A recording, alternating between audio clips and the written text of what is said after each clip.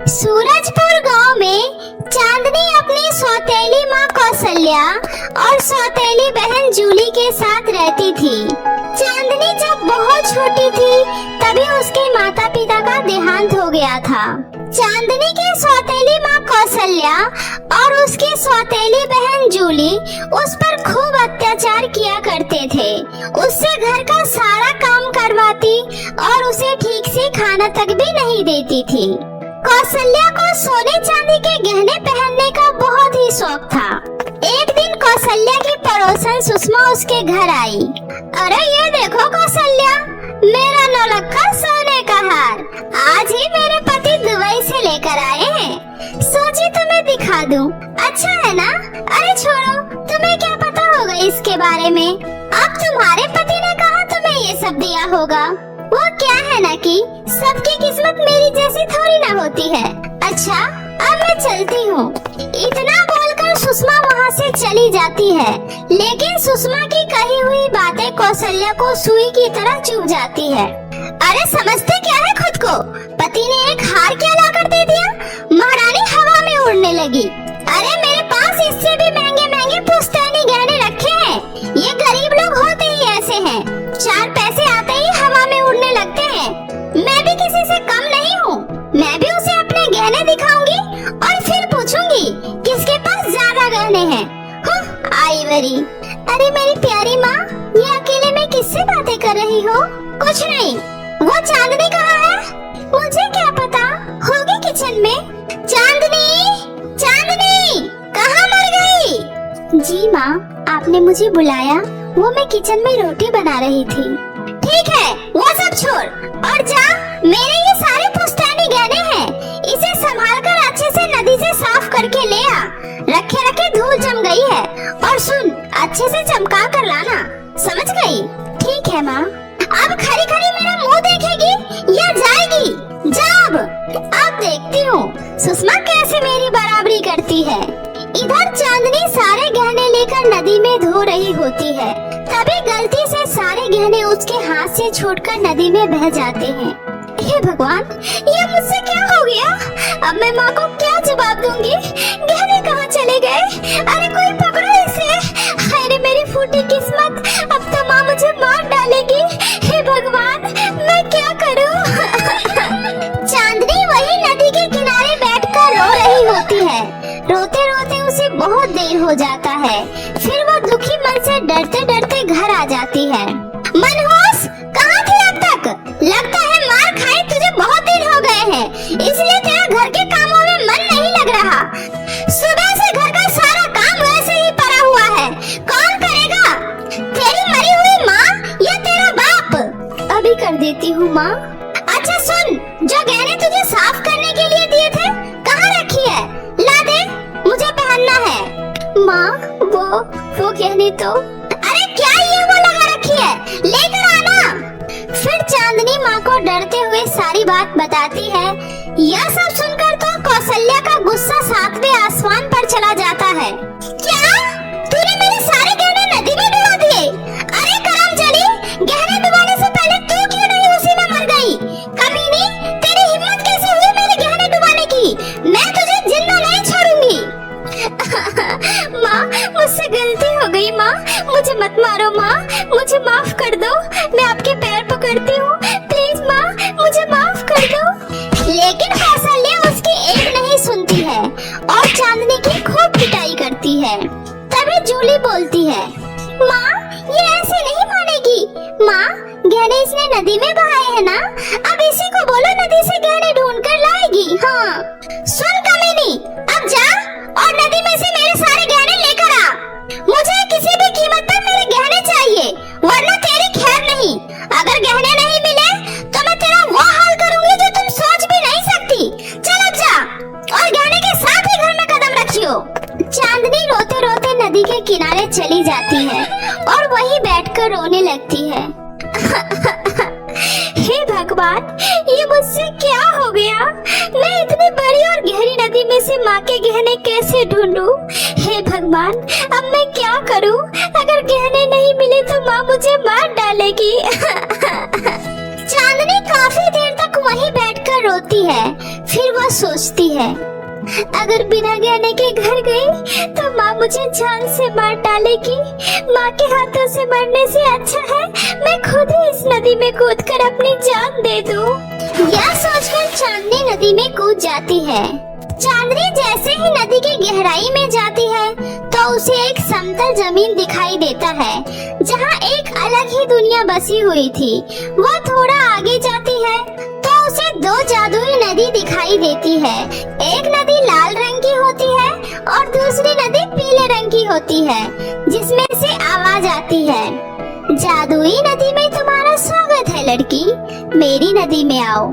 यहाँ तुम्हें बहुत सारे धन दौलत मिलेंगे। यहाँ तुम्हें तुम्हारी जरूरतों का सारा सामान मिलेगा और तुम यहाँ एक रानी की तरह अपनी जिंदगी गुजार सकती हो। नहीं नहीं लड़की, तुम उस लालची नदी के बहकावे में मत आओ। चांदनी, मेरी नदी में आओ।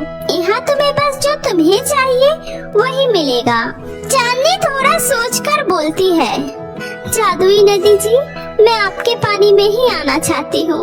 मुझे मेरे लिए कुछ नहीं चाहिए, ना ही मुझे धन चाहिए। मैं तो यहाँ बस पानी में अपने माँ के गहने की तलाश में आई थी। कृपया करके आप मुझे मेरी माँ के गहने दे दीजिए। मुझे आपसे और कुछ नहीं चाहिए।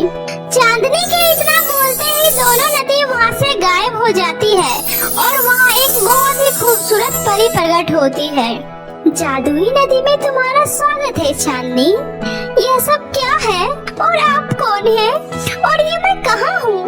घबराओ मत चांदनी, यह परियों की दुनिया है और ये जादुई नदी है।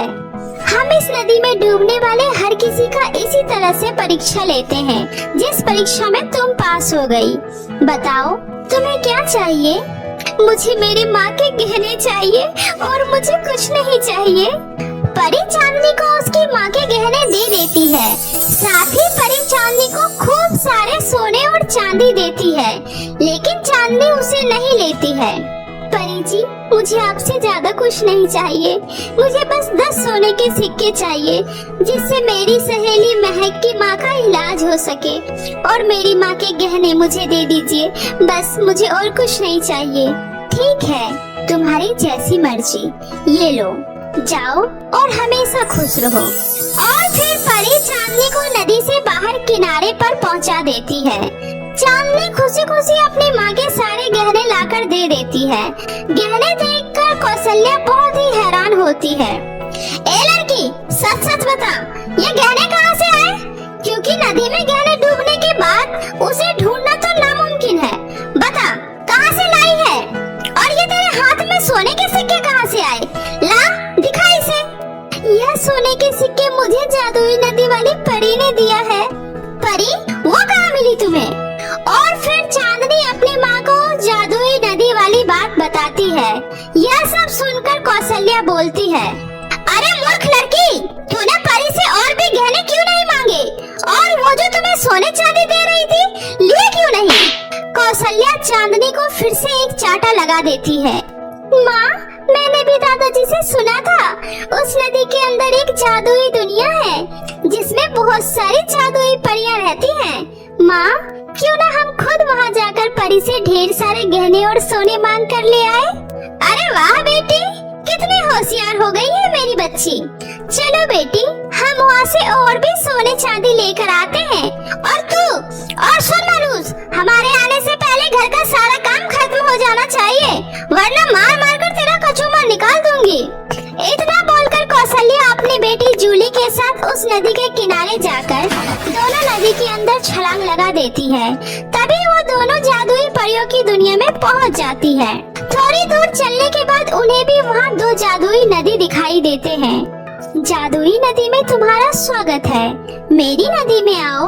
यहाँ तुम्हें जीवन का सारा सुख मिलेगा और यहाँ से तुम जितना चाहो उतना धन अपने साथ ले जा सकती हो। नहीं नहीं, उसकी बात मत सुनना, लालच में मत आना, मेरे पास आओ। मैं तुम्हें सही सलामत इस नदी से बाहर निकाल दूंगी और मैं तुम्हें बदले में 10 सोने के सिक्के दूंगी। मेरी नदी में आओ, मैं तुम्हें ढेरों सोना दूंगी। माँ, इस लाल नदी में चलते हैं, वहाँ से हमें खूब सारे धन दौलत मिलेंगे। इस बेकार सी नदी में जाने का क्या फायदा? और फिर दोनों माँ बेटी लाल चली जाती है। तभी वहाँ एक खतरनाक चुड़ैल आ जाती है और बोलती है, लालची औरत, अब तुम हमेशा के लिए मेरी गुलाम बन गई हो और इस लालची जादुई लाल नदी में कैद हो गई हो। अब से तुम्हें मेरी सारी बातें माननी होगी। मुझे खाना खाना बहुत ही पसंद है और अब से तुम दोनों माँ बेटी को मेरे लिए जिंदगी भर यहाँ रहकर खाना बनाना होगा। नहीं, मुझे माफ कर दीजिए, हमें जाने दीजिए, प्लीज हमें छोड़ दीजिए। कौशल्या और जूली दोनों उस चुड़ैल के सामने बहुत गिड़गिड़ाते हैं, लेकिन चुड़ैल उसकी एक नहीं सुनती और उससे खूब सारे काम करवाने लगती है और वह दोनों हमेशा के लिए वहीं कैद हो जाते हैं। और इधर चांदनी खुशी खुशी अपने घर में रहने लगती। बहुत समय पहले की बात है, दूर किसी मोतीपुर नामक गांव में सभी लोग हंसी खुशी से रहते थे। पूजा की मां की मृत्यु होने के बाद पूजा अकेली ही रहने लगी, जिस वजह से दीपक ने अपनी बेटी के लिए उसने शीला नाम की लड़की से शादी करी, जिसकी एक प्रिया नाम की बेटी थी। शीला ने प्रिया और पूजा दोनों को ही एक समान प्यार दिया, लेकिन जैसे जैसे दोनों बड़े होते गए, शीला का ध्यान सिर्फ प्रिया पर ही जाते गया। ये बात पूजा को बिल्कुल भी पसंद नहीं थी कि अब उसकी माँ उसको पहले जैसा प्यार नहीं करती और समय के साथ साथ शीला ने अपने रंग दिखाने शुरू कर दिए। हर सौतेली माँ की तरह शीला ने भी पूजा के साथ सौतेला व्यवहार करना शुरू कर दिया और साथ साथ प्रिया भी पूजा को पसंद नहीं करती थी। शीला सिर्फ अपनी बेटी प्रिया से ही प्यार करती और बेचारी पूजा को समय पर खाना भी नहीं देती और हमेशा ही उसे काम न करने पर ताने मारती रहती। पूजा बहुत ही अच्छे और ईमानदार स्वभाव की लड़की थी, लेकिन प्रिया अपनी माँ की तरह ही बहुत घमंडी और लालची थी और हर सौतेली माँ तो सौतेली ही होती है। भले ही शीला और प्रिया पूजा के साथ सौतेला व्यवहार करती, लेकिन पूजा ने हमेशा से ही उन दोनों को अपना माना। इतने अत्याचार करने के बाद भी आज तक पूजा ने कुछ नहीं कहा, लेकिन फिर भी उसे दिल से बहुत बुरा लगता कि उसकी सौतेली बहन और सौतेली माँ उसके साथ ऐसा क्यों कर रही है। शीला पूजा से काम करवा रही थी, यहाँ तक तो ठीक था, लेकिन अब शीला पूजा से ज्यादा काम करवाने लगी और उसको 2 दिन में एक बार ही खाना देती, वो भी अगर काम पूरा होता तब। और प्रिया का क्या था, वो अपनी जिंदगी में बहुत मजे कर रही थी और बहुत ही खुशी से रह रही थी। वो अपनी माँ को बिना बताए भी कहीं घूमने चली जाती तो शीला उसे कुछ नहीं कहती, और अगर वहीं पूजा किसी काम से बाहर जाती तो शीला उसे मारती और खाना भी नहीं देती। दीपक को इन सारी बातों का कुछ नहीं पता था, क्योंकि दीपक के आते ही दिखाने के लिए शीला घर के काम करने लगती और पूजा के ऊपर प्यार जताने लगती। पूजा डर से कुछ नहीं बताती थी, क्योंकि शीला ने उसे धमका रखा था। अब वो यही सोचती थी कि इससे अच्छे तो वो अकेली ही रहती, क्योंकि उसकी सौतेली माँ के आने से उसके ऊपर बस अत्याचार ही हो रहा था। जब भी दीपक आता तो पूजा चाहती कि वो सारी बातें अपने पिता को बता दे, लेकिन फिर उसे अपनी माँ की बात याद आती है कि शीला ने कह रखा था कि अपने पिता को ये सारी बातें नहीं बताना, वरना वो उसकी बहुत पिटाई करेगी। और यही सोचकर पूजा ने अभी तक अपने पिता को कुछ नहीं बताया। पूजा एक समय पर ही खुश रहती, वो रात के समय जब उसके पिता आ जाते, वो थोड़ा समय अपने पिता के साथ बिताती और खुशी खुशी रात में सो जाती, वरना पूरे दिन वो उदास ही रहती। काम करते करते वो बहुत थक जाती, लेकिन शीला या प्रिया को इन सारी बातों से कोई फर्क नहीं पड़ता था। शीला तो बस यही चाहती थी कि उसके घर का काम होते रहे। शीला को पूजा से कोई भी मतलब नहीं था, वो काम के लिए ही पूजा से बात करती, वरना प्रिया और शीला पूजा से बहुत नफरत करती। वैसे ही दोनों के दोनों बेचारी पूजा को हर वक्त ताने मारती रहती कि उसकी माँ उसे छोड़कर चली गई और हमारे पल्ले छोड़ गई। किसी तरह पूजा अपनी उदास जिंदगी जी रही थी। रात को वो घर का सारा काम करके लेट सोती और सुबह सुबह जल्दी उठती। उसको थोड़ा ही समय मिलता आराम करने का, लेकिन अगर शीला उसे दिन में आराम करते वक्त देख लेती तो उसको बहुत मारती। एक दिन पूजा आराम से बैठकर खाना खा रही होती है, तभी शीला आती है और कहती है, अच्छा जी, तो ये महारानी आराम से बैठकर खाना खा रही है। शायद इसको मेरी आवाज सुनाई नहीं दे रही। क्यों रे करमचली, इतने देर से आवाज लगा रही हूँ, सुनाई नहीं देता? माँ, मैं बस खाना खा रही थी। मुझे थोड़ी ज्यादा भूख लगी थी, इसलिए मैंने सोचा कि पहले खाना खा लेती हूँ, फिर घर के काम कर लूंगी। हाँ, अब तो तुझ घर की नौकरानी है, ज्यादा महारानी बनने की कोशिश मत कर, जा कामों में लग जा। हाँ माँ, थोड़ा सा ही खाना बचा है, खा लेती हूँ, फिर कर दूंगी। अच्छा, तो अब तेरी तो जबान निकल आई है। कुछ दिनों से तू मेरे को जवाब देने लगी है। तेरी इतनी हैसियत नहीं कि तू मुझे अब उल्टा जवाब दे। एक तो तुझे इस घर में रहना और खाना दे रही हूँ, लेकिन फिर भी इन्हें आराम चाहिए। दिन भर बस आराम ही करती रहती है। माँ, ये बात मेरी समझ से बाहर है कि आप मुझसे इतना काम क्यों करवाती हैं? क्यों करवाती हूँ? क्योंकि तू मेरी सौतेली बेटी है। पहले भी तो आप मुझे प्यार करती थी ना, लेकिन आप अब सिर्फ प्रिया को ही प्यार करती हैं। आप जितना काम मुझसे करवाती है, उतना काम अगर आप प्रिया को कहेंगे तो प्रिया तो उसका आधा काम भी नहीं करेगी। मैं अपनी बेटी को काम करने के लिए क्यों कहूँगी? वो मेरी बेटी है और मैं चाहती हूँ कि वो एकदम ऐशो आराम से रहे। उसे बड़ा करके मुझे नौकर नहीं बनाना है। हाँ तो माँ, मुझे भी बड़ा होकर नौकर नहीं बनना है। अब मैं परेशान हो चुकी हूँ आपके तानों से, और मैंने सोच लिया है कि आज मैं पिताजी को बता दूंगी कि आप मुझ पर कितने अत्याचार करती हो। अच्छा ठीक है, बताती हो। शायद तुझे पता नहीं कि उसके बाद तेरा क्या होगा। जो भी होगा देखा जाएगा, पर आज मैं पिताजी को बता दूंगी। सुशीला को बहुत गुस्सा आता है और वो पूजा का हाथ पकड़ती है और बाथरूम में जाकर उसे बंद कर देती है। माँ, खोलो दरवाजा, मुझे माफ कर दो। मैं पिताजी से नहीं कहूँगी, मुझे माफ कर दो। इतनी जल्दी तो ये दरवाजा नहीं खुलने वाला। जब तक तेरे पिता नहीं आ जाते तब तक ये दरवाजा नहीं खुलेगा। बड़ी जबान चलने लगी है तेरी। माफ कर दो माँ, आज के बाद मैं कभी ऐसा नहीं कहूँगी और आपके बोलने से पहले घर के सारे काम कर दूंगी। अब तो जितनी मर्जी माफी मांग ले, अब ये दरवाजा तो रात को ही खुलेगा। अंदर बाथरूम में पूजा बहुत रो रही होती है, लेकिन जैसा कि शीला ने कहा कि रात को ही दरवाजा खुलेगा, और वैसा ही होता है। शीला रात को ही दरवाजा खोलती है। फिर पूजा शीला से माफी मांगती है। ये दिन शायद तुझे याद रहेगा। अब मुझसे जबान लड़ाने से पहले ये दिन एक बार याद कर लियो।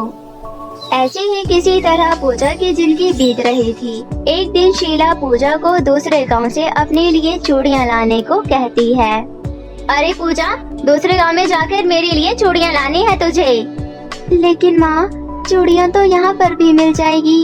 मैंने बोला ना तुझे, उसी गांव से चूड़ियां लानी है। मैं हर बार उसी गांव से चूड़ियां लाती हूँ, वहाँ पर चूड़ियां बहुत अच्छी मिलती है।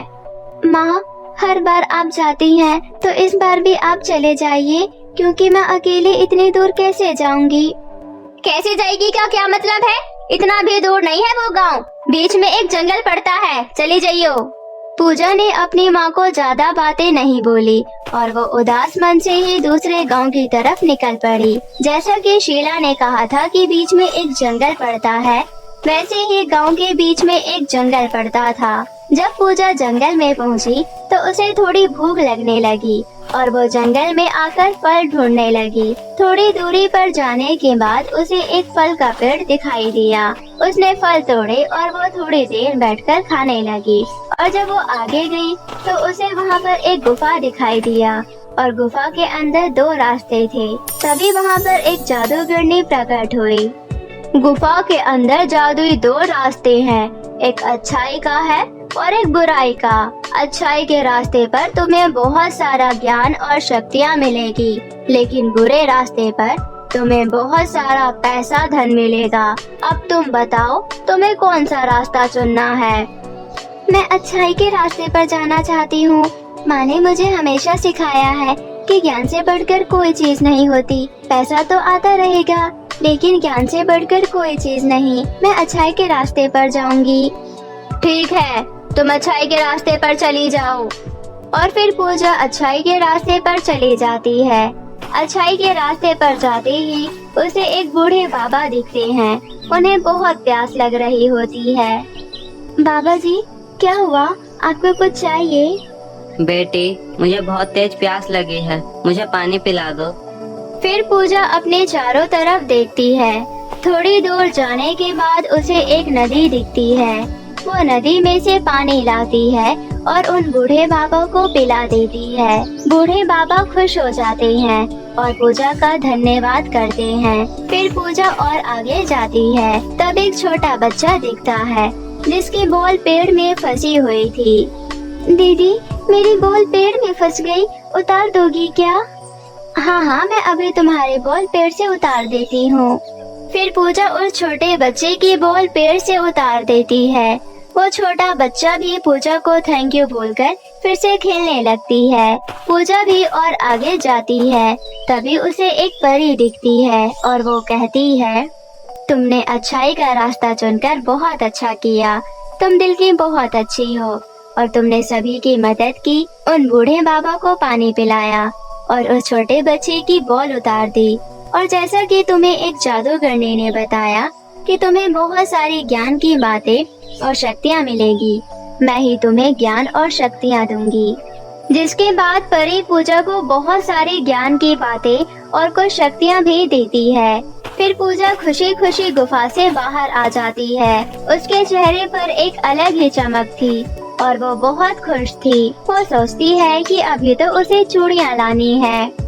अरे, अभी तो मुझे चूड़ियाँ भी लानी है और शाम होने को आई, बहुत टाइम लग जाएगा।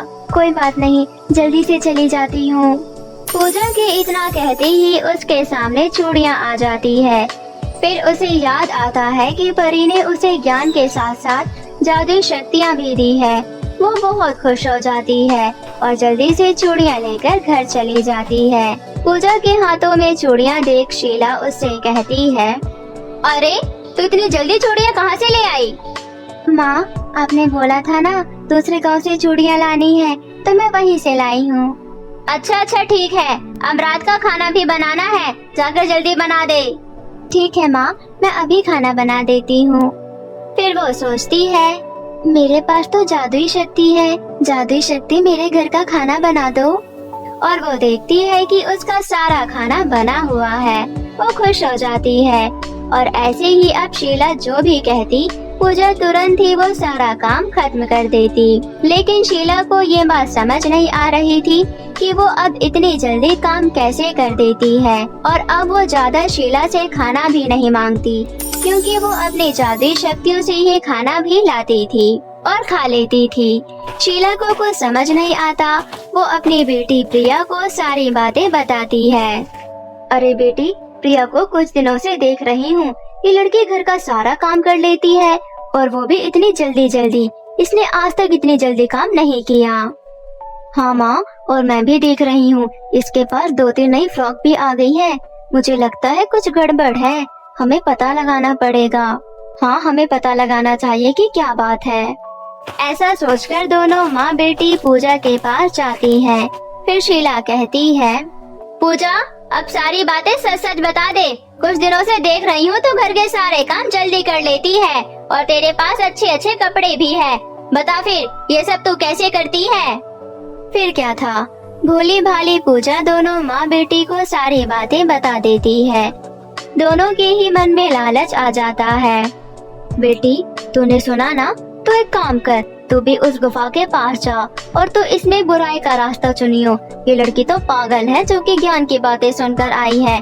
तो बुराई के रास्ते पर जाइयो और वहाँ से बहुत सारा सोना पैसा लेकर आइयो, फिर हम जल्द ही अमीर हो जाएंगे। माँ, लालच गलत बात है। बुराई के रास्ते पर जाने के बाद ऐसा ना हो कि प्रिया के साथ कुछ बुरा हो जाए। तुझसे किसी ने तेरी राय नहीं मांगी है। मेरी बेटी बुराई के रास्ते पर ही जाएगी और देखियो, वो वहाँ से बहुत सारा सोना पैसा लेकर आएगी। तेरी तरह नहीं है वो, बेवकूफ कहीं की। फिर पूजा के बताए हुए रास्ते पर प्रिया चली जाती है और जिस तरह पूजा को जादूगरनी मिली थी, उसी तरह प्रिया को भी जादूगरनी मिलती है। और जादूगरनी ने उसे अच्छाई के रास्ते पर क्या होगा और बुराई के रास्ते पर क्या होगा, वो सारी बातें बताती है। और प्रिया अपनी माँ के कहने पर बुराई के रास्ते पर चली जाती है। सीधा सीधा बुराई के रास्ते पर जाने लगती है। बुराई के रास्ते पर जाते जाते उसे एक चुड़ैल मिलती है। मुझे पता है तुम बहुत सारा पैसा और सोना लेने के लिए आई हो, लेकिन उससे पहले तुम्हें इस कॉन्ट्रैक्ट पर अपने साइन करने होंगे। प्रिया तो लालच में बिल्कुल डूबी हुई थी। वो बिना पढ़े और बिना कुछ सोचे समझे उस कागज पर साइन कर देती है। चलो, तुमने इस पेपर पर साइन कर दिए हैं, अब तुम यहाँ पर खुदाई करो, फिर तुम्हें बहुत सारा सोना मिल जाएगा। और चुड़ैल के कहने पर प्रिया वहाँ पर खुदाई करने लगती है, लेकिन बहुत खुदाई करने के बाद उसे कुछ नहीं मिलता। अरे, खुदाई करते करते तो मेरे हाथ में दर्द होने लगा। यहाँ पर कुछ है भी या नहीं, या तो मुझे पागल बना रही हो। पागल तो तुम बन चुकी हो। तुमने बिना पढ़े इस पेपर पर साइन कर दिया। इसमें लिखा था कि तुम्हें अपना एक पैर मुझे देना होगा, और कॉन्ट्रैक्ट के मुताबिक अब तुम्हें मुझे एक पैर देना ही पड़ेगा। नहीं नहीं, ऐसा नहीं हो सकता। मैं तुम्हें अपना पैर नहीं दूंगी। ये सारी बातें तुम्हें मुझे पहले बतानी चाहिए थी ना। तुम लालच में इतनी खोई हुई थी कि तुमने पढ़ा ही नहीं। पर ये तो तुम्हारी गलती है, इसमें मेरी कोई गलती नहीं। प्रिया मना करती रहती है, लेकिन फिर भी चुड़ैल प्रिया का एक पैर निकालकर अपने टूटे हुए पैर लगा देती है और खुश हो जाती है। फिर प्रिया वहाँ से उदास मन से आ जाती है, और जब वो घर जाती है तो उसकी माँ देखती है कि प्रिया का एक पैर नहीं है।